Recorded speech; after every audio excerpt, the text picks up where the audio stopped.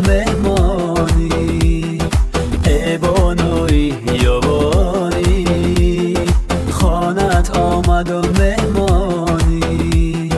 خانه را خالی کردی از باری چی روانی خانه را خالی کردی از باری چی روانی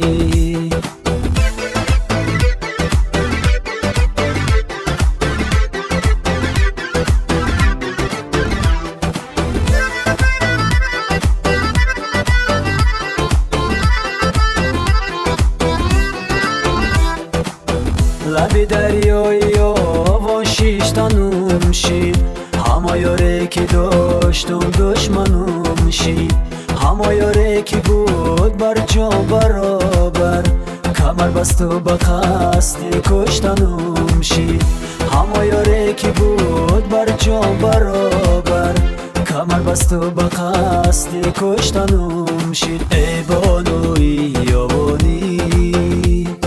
خانت آمد و مهمانی ای بانوی یابانی خانت آمد و مهمانی خانه را خالی کردی از باری چی روانی خانه را خالی کردی از باری چی روانی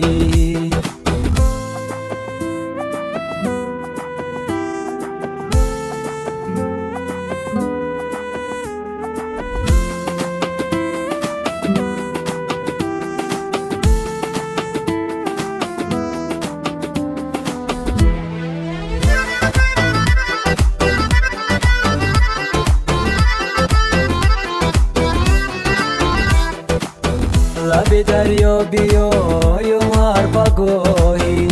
کنه فریاد یارم کجایی صدایت زهر یک پاره